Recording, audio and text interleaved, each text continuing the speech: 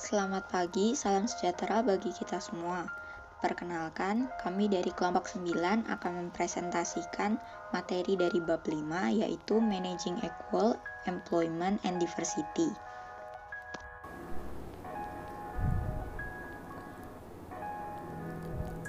EEO atau Equal Employment Opportunity adalah fondasi manajemen sumber daya manusia dalam menangani beragam tenaga kerja dan kepatuhan hukum.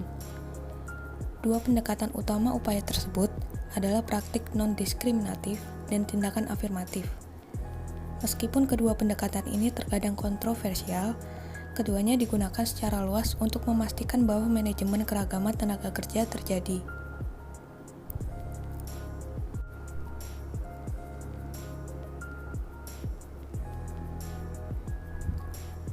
Chapter 5 ini akan membahas beberapa subbab.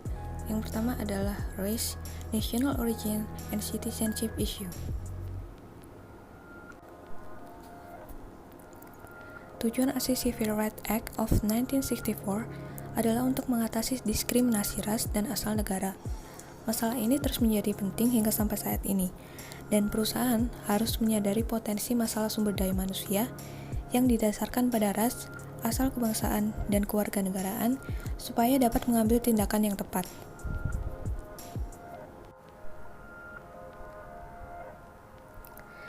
Diskriminasi kerja dapat terjadi dalam berbagai cara, mulai dari menolak memperkerjakan seseorang karena ras atau etnis mereka, sampai perlakuan dari kelas pekerja yang dilindungi. Diskriminasi terhadap seseorang karena warna kulit sama ilegalnya dengan diskriminasi karena ras. Akan tetapi masih banyak kasus diskriminasi warna kulit ini yang tidak dilaporkan karena orang-orang tidak memahami bahwa diskriminasi tersebut dilindungi oleh hukum yang mengatur tentang diskriminasi ras dan etnis. Pelecehan ras atau etnis menjadi perhatian, sehingga EEOC atau Equal Employment Opportunity Commission menerbitkan panduan yang merekomendasikan agar perusahaan mengadopsi kebijakan yang melarang pelecehan dalam bentuk apapun, termasuk lelucon etnis, julukan vulgar, penghinaan rasial, dan tindakan fisik.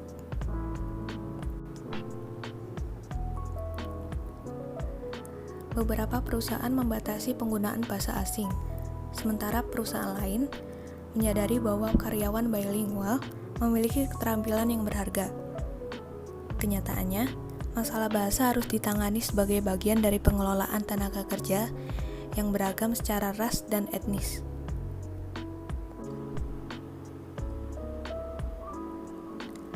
Beberapa perusahaan memiliki kebijakan yang mengharuskan pekerjanya hanya berbicara bahasa Inggris di tempat kerja.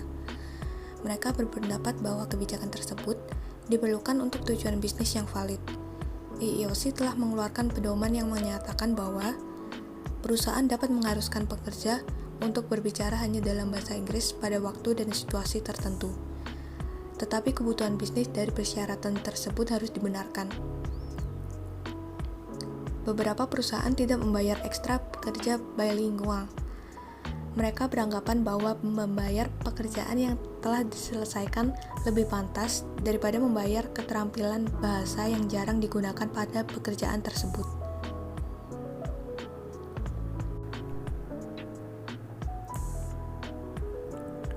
Sebagian besar pertumbuhan dalam berbagai kelompok ras dan etnis disebabkan oleh imigran dari negara lain yang berada di sini sebagai pekerja sementara, pengunjung, pelajar, pekerja ilegal, terutama pekerjaan dengan keterampilan rendah di bidang tertentu, dan lain-lain. Perspektif sumber daya manusia membahas masalah signifikan dari imigran ilegal. Perusahaan diharuskan untuk mematuhi ketentuan dari Undang-Undang Reformasi dan Pengendalian Imigrasi.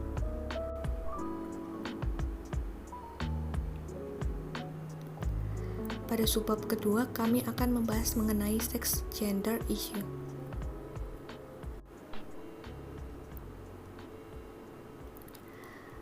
Pertumbuhan jumlah perempuan dalam angkatan kerja telah menyebabkan lebih banyak masalah gender terkait pekerjaan dan karir. Hasil utama dari meningkatnya jumlah perempuan dalam angkatan kerja adalah lebih banyak perempuan dengan anak yang bekerja. Selain itu, sekitar setengah dari perempuan yang saat ini bekerja adalah lajang, berpisah, cerai, janda, atau kepala keluarga tunggal. Akibatnya, mereka adalah pencari nafkah utama, bukan penyedia penghasil tambahan, dan harus menyeimbangkan tanggung jawab keluarga dan pekerjaan.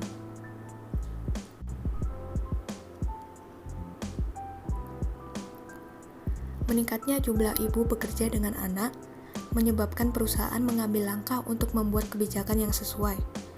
Undang-undang diskriminasi kehamilan membuat perusahaan tidak boleh mendiskriminasi wanita hamil, baik saat seleksi, promosi, pelatihan, atau keputusan terkait pekerjaan lainnya. Undang-undang lain, Family and Medical Leave Act, juga berdampak pada manajemen pekerja hamil dan orang tua baru. Tindakan ini berlaku untuk pekerja perempuan dan laki-laki yang menjadi orang tua baru, baik melalui adopsi atau kelahiran alami. Banyak perusahaan memiliki kebijakan yang mengizinkan ibu meninggalkan tempat kerja selama jam kerja untuk menyusui atau menggunakan pompa ASI.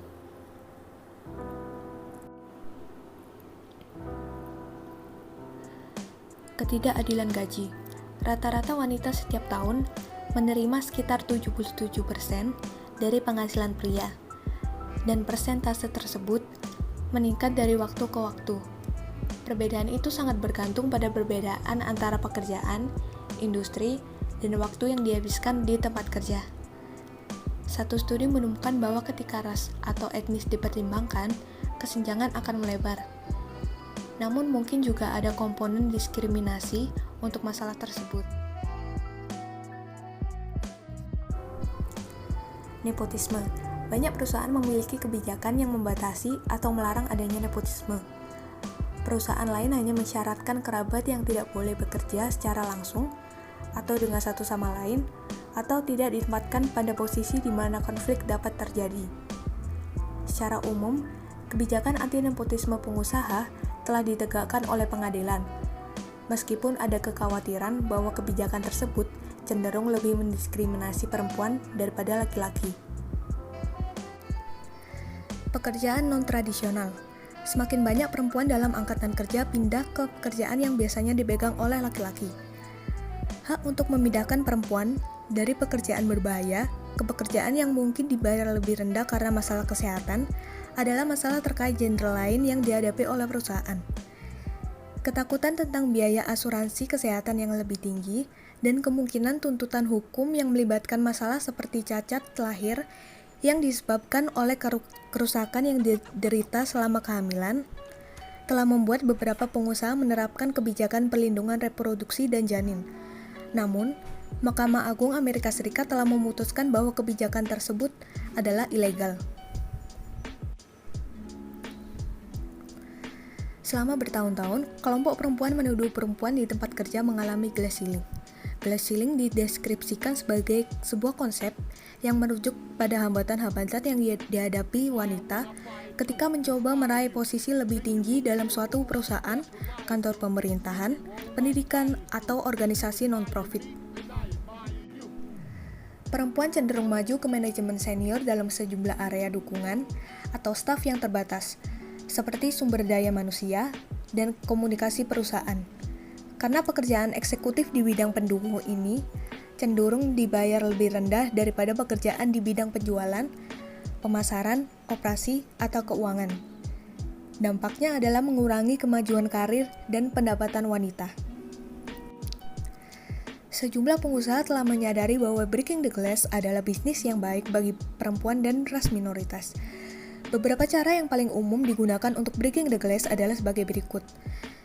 Yang pertama, pendampingan formal, peluang rotasi karir, pengaturan kerja alternatif, menyertakan wanita dan kulit berwarna pada manajemen puncak, dan yang terakhir adalah tujuan yang jelas untuk retensi dan perkembangan individu.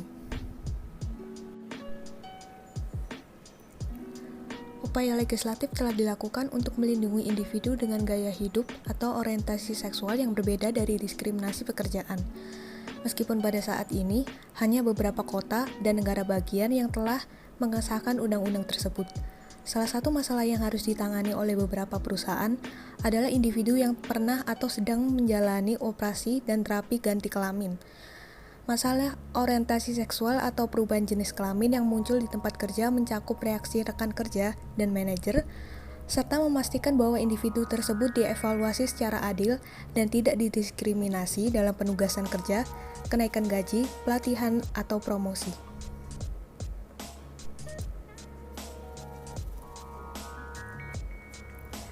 Subbab 3, Sexual Harassment and Workplace Relationship.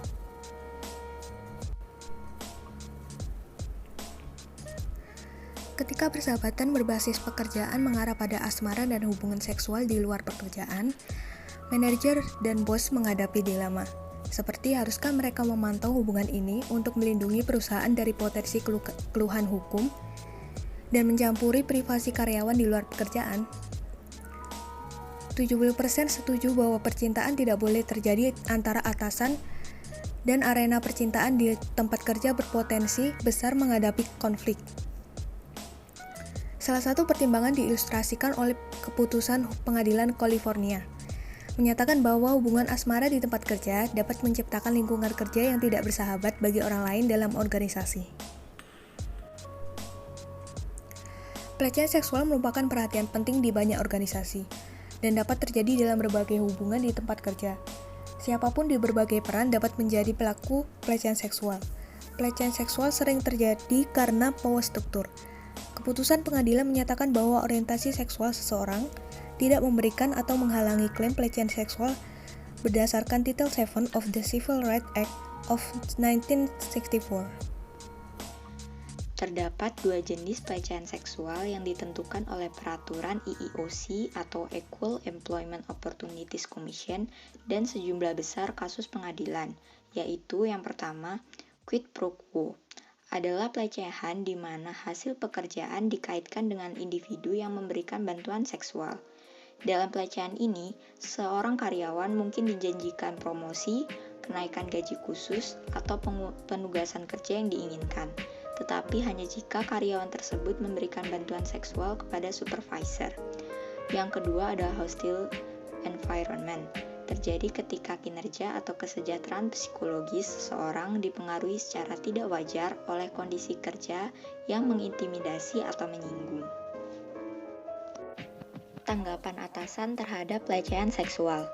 Penting bagi atasan untuk menanggapi secara proaktif untuk mencegah pelecehan seksual dan jenis pelecehan lainnya. Atasan juga harus bijaksana dalam mengevaluasi kembali dan menyelesaikan masalah sebelum tuntutan hukum menyusul. Jika atasan dapat menunjukkan bukti telah mengambil tindakan perawatan layak dalam melarang pelecehan seksual, maka atasan memiliki kemungkinan untuk menghindari tanggung jawab melalui pembelaan afirmatif. Komponen penting untuk memastikan perawatan yang layak adalah 1. Buat kebijakan pelecehan seksual. Yang kedua, komunikasikan kebijakan secara teratur. Ketiga, melatih karyawan dan manajer untuk menghindari pelecehan seksual. Yang ketiga, selidiki dan ambil tindakan ketika keluhan disuarakan. Bagian keempat yaitu Age Issues and EEO. Diskriminasi usia dan pengurangan tenaga kerja. Diskriminasi pekerjaan terhadap individu yang berusia 40 tahun ke atas dilarang oleh Age Discrimination in Employment Act atau ADEA. Oleh karena itu, atasan harus menyadari sejumlah masalah SDM yang terkait dengan pengelolaan pekerjaan yang lebih tua. Dalam dekade terakhir, banyak pengusaha telah menggunakan program pensiun dini dan perampingan struktur untuk mengurangi biaya kerja mereka. Diskriminasi usia ilegal terkadang terjadi ketika seseorang yang berusia di atas 40 tahun dipaksa untuk pensiun atau ditolak pekerjaan atau promosi berdasarkan usia. Menarik, mempertahankan, dan mengelola pekerja yang lebih tua. Untuk mengatasi kesulitan kepegawaian yang signifikan, beberapa pengusaha merekrut orang yang lebih tua untuk kembali bekerja melalui penggunaan paruh waktu dan pilihan penjadwalan lainnya. Strategi yang digunakan oleh atasan untuk mempertahankan bakat pekerja yang lebih tua adalah pensiun bertahap, di mana karyawan secara bertahap mengurangi beban kerja dan tingkat gaji mereka. Beberapa ketentuan dalam Undang-Undang Perlindungan Pensiun tahun 2006 mengizinkan pembagian pensiun bagi karyawan yang mengurangi jam kerjanya. Selanjutnya adalah bagian kelima, yaitu individuals with disabilities in the workforce. Diskriminasi terhadap individu seringkali didasarkan pada kesalahan persepsi tentang pengendalian dan stabilitas berbagai disabilitas. Yang dapat dilakukan atasan adalah membuat akomodasi yang wajar seperti jadwal kerja yang diubah, peralatan khusus, restrukturasi pekerjaan, penugasan kembali pekerjaan, dan bantuan yang diberikan perusahaan. Kunci untuk membuat akomodasi yang wajar adalah mengidentifikasikan fungsi pekerjaan yang penting dan kemudian menentukan akomodasi mana yang masuk akal sehingga individu tersebut dapat melakukan tugas pekerjaan inti. Merekrut penyandang disabilitas.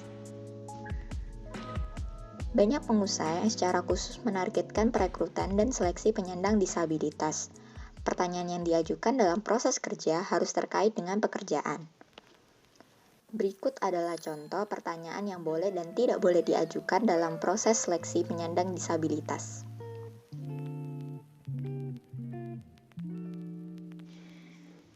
Mengelola penyandang disabilitas.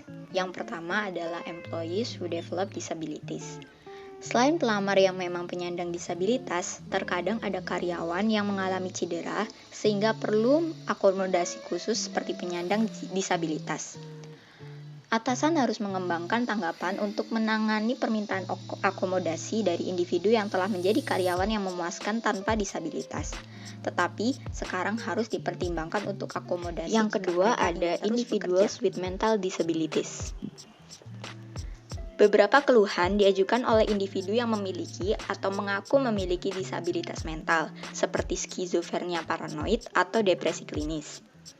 Terlepas dari jenis klaim karyawan, penting bagi pemberi kerja untuk menanggapi secara tepat dengan mendapatkan verifikasi medis untuk klaim penyakit mental dan mempertimbangkan permintaan akomodasi untuk disabilitas mental dengan cara yang sama seperti permintaan akomodasi untuk disabilitas fisik. Yang ketiga adalah individuals with life-threatening illnesses. Mahkamah Agung AS telah menetapkan bahwa individu dengan penyakit yang mengancam jiwa dilindungi oleh ADA. Individu dengan leukemia, kanker, atau AIDS semuanya dianggap memiliki disabilitas dan pemberi kerja harusnya menanggapi dengan tepat atau menghadapi tuduhan diskriminasi. Banyak karyawan sering bereaksi ketakutan bekerja dengan seseorang yang mengidap AIDS atau penyakit yang mengancam jiwa. Mendidik karyawan lain mungkin lebih tepat daripada memberhentikan orang yang sakit. Cuti medis juga dapat dilakukan untuk membantu karyawan yang terkena selama perawatan medis. Bagian keenam, religion and spirituality in the workplace. Dalam Undang-Undang Hak Sipil tahun 1964, melarang diskriminasi di tempat kerja atas dasar agama. Juga, pengusaha dilarang mendiskriminasi karyawan karena keyakinan dan praktik agama mereka. Mengelola keragaman agama di tempat kerja. Cara yang dapat dilakukan adalah yang pertama, akomodasi keyakinan agama dalam jadwal kerja. Misalnya, beberapa perusahaan telah mendirikan kolam bertukar liburan, di mana karyawan dapat saling bertukar jadwal untuk mengikuti acara keagamaan mereka. Yang kedua adalah menghormati praktik keagamaan yang mempengaruhi cara berpakaian dan berpenampilan seseorang.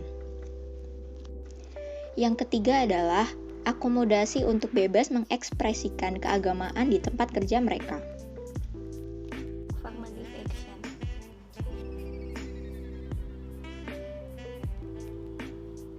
Tindakan afirmatif adalah pengusaha didorong untuk mempekerjakan sekelompok orang berdasarkan ras, usia, jenis kelamin, atau asal kebangsaan mereka untuk menebus diskriminasi historis. Affirmative action and as courts. Secara umum pengadilan telah menjunjung legalitas tindakan afirmatif, tetapi belakangan ini mereka agak membatasi. Penting bagi profesional HR untuk memantau baik keputusan pengadilan maupun upaya politik, mengingat kontroversi dan perdebatan yang terus berlanjut mengenai keadilan tindakan afirmatif. Pendukung menawarkan banyak alasan mengapa tindakan afirmatif itu penting, sementara lawannya dengan tegas menentangnya. Individu dapat memeriksa poin-poin dari kedua sisi dalam perdebatan dan membandingkannya dengan pandangan pribadi mereka tentang tindakan afirmatif. Memiliki dua jenis analisis. Pertama, analisis ketersediaan adalah mengidentifikasi jumlah anggota kelas yang dilindungi yang tersedia untuk bekerja di pasar tenaga kerja yang sesuai untuk pekerjaan tertentu. Kedua, analisis pemanfaatan, mengidentifikasi jumlah anggota kelas yang dilindungi yang dipekerjakan dalam organisasi dan jenis pekerjaan yang mereka pegang. Managing diversity.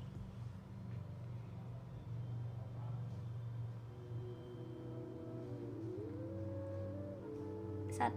Ras atau etis. 2. Agama. 3. Gender. 4. Orientasi seksual. 5. Usia. 6. Status perkawinan dan keluarga. 7. Cacat tubuh. Diversity Management Approaches. Keragaman yang meningkatkan ditambah dengan kurangnya pekerja di banyak industri dan sektor membuat perusahaan mengakui bahwa keragaman harus dikelola. Pengalaman penelitian organisasi menunjukkan bahwa membangun tanggung jawab yang luas atas keanekaragaman mengarah pada hal yang lebih efektif. Berbagai pendekatan keragaman dan hasilnya. Mengolah keragaman mengarah pada kinerja yang lebih efektif dalam masalah gender, tetapi keragaman ras dan etis pada kenyataannya dapat berdampak negatif pada kinerja bisnis kecuali pada kontrol khusus. Jika tidak dikelola dengan baik, keragaman dapat menghasilkan miskomunikasi, konflik, pergantian karyawan yang lebih tinggi, dan kinerja yang lebih rendah. Selain itu, keragaman ternyata meningkatkan kinerja ketika keragaman diperlakukan sebagai sumber inovasi dan pembelajaran. Nampaknya, jika keragaman berkontribusi pada kesuksesan bisnis, organisasi perlu belajar bagaimana memaksimalkan manfaatnya dan meminimalkan masalahnya. Agar keberagaman berhasil, komponen paling penting adalah melihatnya sebagai komitmen di seluruh organisasi, dimulai dengan manajemen puncak. Hasil keberagaman harus diukur, dan akuntabilitas manajemen untuk mencapai hasil ini harus ditekankan dan dihargai. Setelah akuntabilitas manajemen atas hasil keberagaman telah ditetapkan, maka kebijakan dan kegiatan penting untuk memberikan keadilan dan keadilan organisasi dalam perlakuan kerja bagi karyawan. Sejumlah kegiatan berbeda dapat dilaksanakan sebagai bagian dari program pengelolaan keanekaragaman. You're the tall person, very handsome. Diversity training. Yes, that's right. You have a good memory, Tina. Latihan keanekaragaman tradisional memiliki sejumlah tujuan yang berbeda. Salah satunya adalah meminimalkan tuntunan hukum diskriminasi dan pelecehan. Tujuan lainnya fokus pada peningkatan penerimaan dan pemahaman orang dengan latar belakang, pengalaman, kemampuan, dan gaya hidup yang berbeda. Kesadaran hukum. Latihan difokuskan pada implikasi hukum dari diskriminasi. Pendekatan terbatas untuk pelatihan keragaman berhenti dengan apa yang boleh dan tidak boleh. Kesadaran budaya. Pengusaha berharap dapat membangun pemahaman yang lebih baik tentang perbedaan di antara orang-orang. Pelatihan kesadaran budaya membantu semua peserta untuk melihat dan menerima perbedaan orang-orang dengan latar belakang budaya yang sangat beragam. Pelatihan kepekaan. Pelatihan keberagaman lebih sulit. Tujuannya adalah untuk membuat orang peka terhadap perbedaan di antara mereka dan bagaimana kata-kata dan perilaku mereka dilihat oleh orang lain. Effects of diversity training. Beberapa orang berpendapat bahwa pelatihan keragaman tradisional lebih sering gagal, meningkatkan permusuhan dan konflik, mengajar perilaku dan keterampilan yang sesuai dalam hubungan dengan orang lain lebih mungkin menghasilkan hasil memuaskan daripada hasil berfokus pada sikap dan keyakinan di antara karyawan yang beragam. Backlash against diversity effort.